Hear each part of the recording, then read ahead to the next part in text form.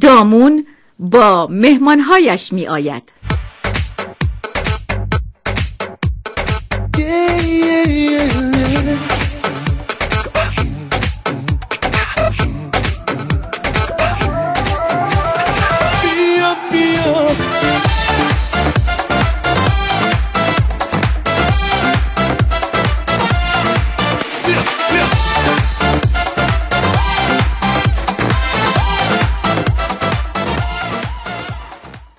یه سلام گرم و پر از مهر به همه شما شنونده های خوب برنامه عید شما مبارک. امروز هم سعادت این رو دارم که با یه بخش دیگه از دامون و میهمانهایش در خدمتتون باشم. مهمون برنامه امروزمون یه خواننده بسیار خوش صدا و پرطرفداره و مطمئنم شما هم کاراشو خیلی دوست دارید. مهمون امروزمون فرزاد فرزینه. با تو دارم هر لحظه عاشق میشم، دنیای من مال توه، بیا پیشم. با تو دارم هر لحظه عاشق میشم، دنیای من مال توه، بیا پیشم، بیا پیشم.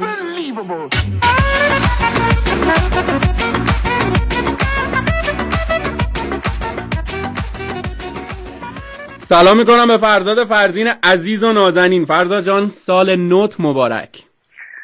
منم سلام عرض میکنم خدمت شما عزیزان و شنونده‌های بسیار خوب ایرانیتون. سال نو رو به همه ایرانیای عزیز در هر کجای این کره خاکی که هستن تبریک عرض میکنم. امیدوارم سال 92 سال بهتری از سال 91 برای تمام ایرانی‌ها باشه. منم همین آرزو رو میکنم برای تو. فرزاد جان سال نو رو چجوری شروع کردی؟ یعنی تا الان چطور بوده؟ سال 1392 خوشبختانه با برنامه تور کنسرت هایی که از شمال کشور در واقع شروع شد آغاز کردیم. چقدر و با استقبال خوب هواداران و مردم عزیز کشور توی ایام نوروز مواجه شدیم و خدا رو شکر تا به این لحظه که همه چی مثبت و مفید بوده. خب خدا رو شکر و امیدوارم تا آخرش هم همینطوری پیش بره. یه سوالی هست که از همه مهمونام میپرسم، لحظه تحویل سال کجا بودی؟ من امسال لحظه تحویل سال توی در واقع این سعادت رو داشتم که کنار جمع کثیری از هموطنانم توی هتل نارنجستان محمود آبادی یا همون نور بودم و خاطر که اونجا برنامه کنسرت داشتیم شبش و صبح همه ایرانی‌ها جمع شده بودن، کسایی که تو هتل بودن حالا دور هم و حدود 200 نفری بودن که سال نو رو با هم دیگه. خیلی هم عالی. سفر نوروزی هم رفتی؟ یعنی سفری که غیر از سفر کاری باشه؟ بله با خانواده بعد از اینکه همون برنامه شمال رو داشتیم دوباره توی همون شمال خانواده بهم پیوستن و در کنار هم بودیم. در از این نمیشه. یه موسیقی میشنویم از فرزاد و برمیگردیم دوباره. هوای خونه برگشته، تموم جاده بارونه، یه حسی تو دلم میگه تو نزدیکی بین خونه. هوای خونه برگشته، تموم جاده بارونه، یه حسی تو دلم میگه تو نزدیکی بین خونه. خب اینم یه موسیقی نوروزی بود اگر اشتباه نکنم که اشتباه هم نمی کنم. فکر می کنم 2 سال یا 3 سال پیش بود که فرزاد از این به همراه 2 تا از هنرمندای خوب دیگمون این برنامه رو اجرا کردن، یعنی این آهنگ رو اجرا کردن برای یکی از برنامه‌های فکر می کنم کانال 3 بود. بله این آهنگ ساخته فرزاد فتحی است که همراه علی اصحابی و بهنام صفوی سال 90 برنامه ویژه تحویل سال از برنامه احسان علیخانی از پخش شد. بله ما هم بسیار لذت بردیم. عیدی چیا گرفتی؟ والا عیدی که بهترین عیدی که من امسال تا به این لحظه در واقع دریافت کردم بیشتر معنوی بوده و اونم عرض کردم حضور پرشمار مردم توی برنامه هامون بود که چی بهتر از این شد. بهترین عیدی بود که میتونستم امسال بگیرم. اهل عیدی دادن هم هستی؟ والا اهل که بله به کسایی که دوستشون داریم حتما عیدی هم. خب پس حتما خدمت برسیم. من در خدمت. آقا خیلی قراره به ما عیدی بدن. آرش قنادی قراره عیدی بده، محمد علیزاده قراره با همون خوشگه حساب کنه، تراول بده. نه اینا در 13 که بگذره همه دیگه چون تا 13 اعتبار داره که تا 13 اومدیم که ما قبلش خدمت میرسیم دیگه، حتما قبلش خدمت میرسیم. من در خدمت هستم. فرزاد اگه جواب نه بشنوی چه عکس العملی نشون میدی؟ یه چیزی از یه کسی بخوای یا یه انتظاری داشته باشی و جواب نه بشنوی؟ و از دست خودم ناراحت میشم که چرا مطرح کردم. مثلا عصبی نمیشی مثلا داد و بیداد و اینا؟ چرا عصبی هم میشم. خب. ولی ناراحت از خودم میشم نه از طرف. بسیار عالی. یه موزیک خیلی خوشگله دیگه میشنویم و فرزاد برمیگردیم. ای نگو با تو من عوض میشم، نگو میشه به عشق برگردم، جلو یکی دروغ میبافی، بچه من با تو زندگی کردم.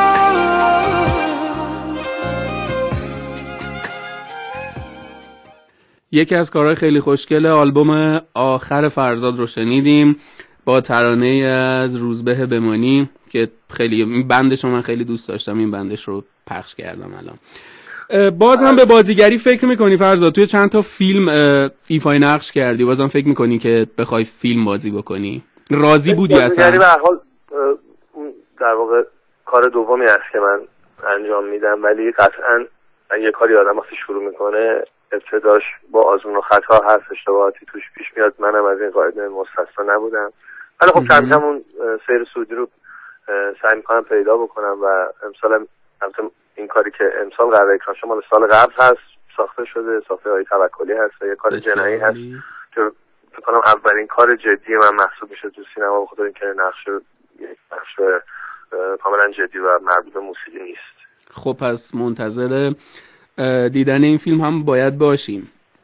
میدونم البته خب دوستای خیلی زیادی داری تو عرصه سینما با هم دیگه، حالا غیر از روابط رفاقتی و دوستی پس با هم دیگه کار هم دارید میکنید. بله این کار رو میگم آدم کاری نباید انجام بده، ولی خب وقتی انجام میده باید تا آخرش بره، جدی بگیریش کنه. احسن به این همه پشت کار. این روزا بیشترین دغدغت چیه؟ بیشترین دغدغه کاری مربوط میشه به آلبوم جدیدی که قرار هست انشاءالله امسال وارد بازار بشه. خدا رو شکر که جزء هنرمندای پرکار و میتونم بگم خوب کار فرزاد فرزین همیشه آلبوم هایی که میده، یعنی آلبومی که میاد از آلبوم قبلیش پیشرفت توش دیده میشه، خیلی ایده پردازه، دوست داره همیشه این رو و توی کاراش هم میتونیم ببینیم. یه پیامک بزن به شنونده های برنامه عید شما مبارک. بالا پیامک که چون میگم الان در حال سال جدید هست و بهترین پیامک همون تبریک سال نو هست به همه شنوندگان عزیزتون. امیدوارم که امسال سال خوبی برای خودشون و خانوادهشون باشه، به همه سلامت و موفق بشه. سال نوت مبارک. ما میخوام یه پیامک بهت بزنیم، گوش کن. میدونم واسه من دیگه توی قلب تو جانی نیست، میدونم دیگه هیچی شبیه گذشته ها نیست، تا وقتی بی تو بارون توی کوچه ها میباره، میدونم تنهایی منو تنها نمیذاره. یعنی واقعا واسه ما توی قلب شما جایی نیست؟ نه که حرفیه. من باب مزاح گفتم. خواننده محبوبت کیه؟ حالا همه دوستان برای من ارزش زیادی دارن و همه همکاران هنرشون محترمه، ولی خب خواننده‌هایی که در واقع قدیمی‌تر رو بیشتر دوست دارم، کارهای قدیمی‌تر رو بیشتر دوست دارم، کارهای جدید و خیلی نمیتونم فرضی در واقع قائل بشم برای اکثر هنرمندان خوبی که دارن کار میکنن الان. خب پس الان حالا چه ایرانی چه خارجی، کسایی که یعنی گوش میدی بیشتر موزیکاشون رو، کسی نیست که بخوای نام ببری؟ خارجی زیاد هستن.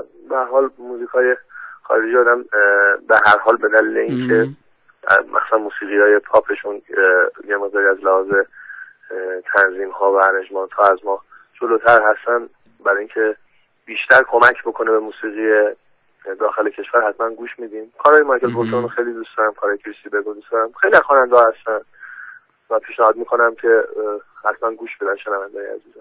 حتما منم این پیشنهادو بهشون میکنم. وقتی خیلی عصبانی میشی چی کار میکنی اصولا؟ خیلی عصبانی زیاد میشم، نمیدونم دقیقا اون لحظه یادم نمیاد چیکار ولی نجات از شوخی معمولا عصبانی که میشم سعی میکنم زیاد کاری نکنم، بیشتر فکر کنم که بعدم پشیمون نشم. خب پس بسیار منطقی برخورد میکنی با قضیه.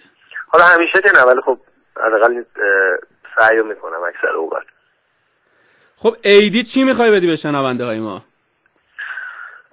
عیدی فکر میکنم که البته من چند تا کار جدید هم وارد بازار کردم، ولی خب فکر میکنم که کار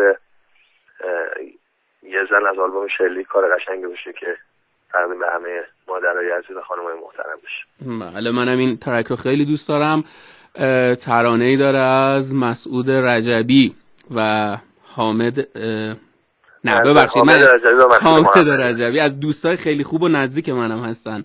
من الان اسمشون رو اشتباه گفتم یک لحظه. بله این من توضیح هم راجبشون کوتاه میدم که بسیار تناسب‌های قابلی هستن. ما همکاری حال نزدیکی با هم داریم، هم تو آلبوم شلیک هم تو آلبوم جدید که قطعا ترانه‌های بسیار خوبی تو این آلبوم هم سرودن و فکر میکنم که آینده بسیار خوبی دارن. خیلی خوشحالم که دو تا تناسب‌های جدید و مستعد وارد بازار موسیقی پاپ. دقیقاً من هم خوب خیلی باشون همکاری کردم، با هم دیگه زیاد کار کردیم، از نزدیک خیلی میشناسمشون، فوق‌العاده کارشون خوبه، خیلی دوستشون دارم، هم خودشون رو، شخصیتشون رو و هم هنرشون رو.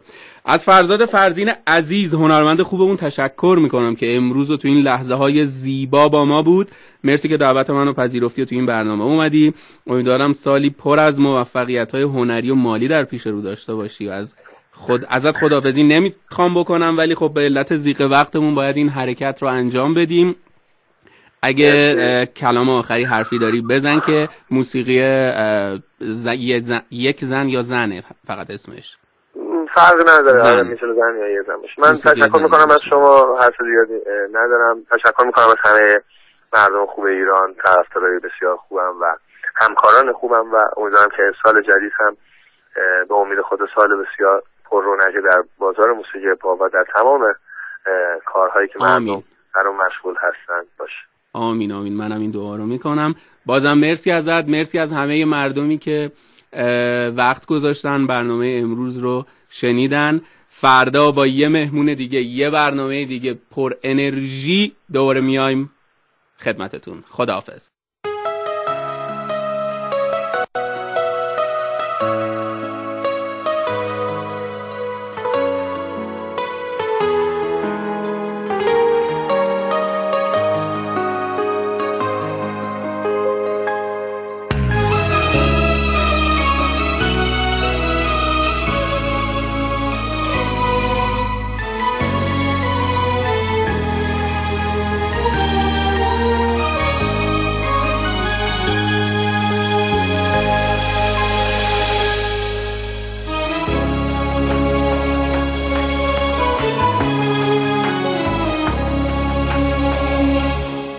تو روشن میکنی خورشید و هر روز، تو هر شب توی جلد ماه میری، بگیر دستامو محکم تا نیفتم، زمین میلرزه وقتی راه میری، دلم با خنده تو گرم میشه،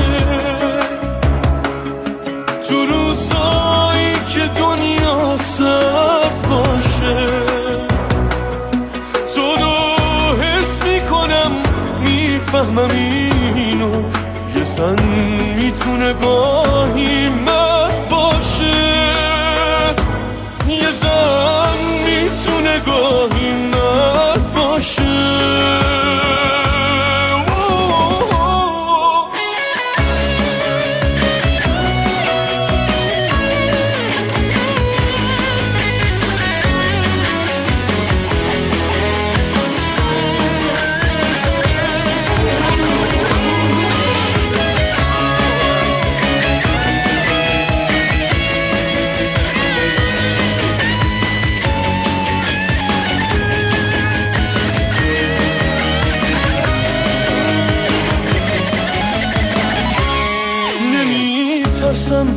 از این که پیر میشیم، از که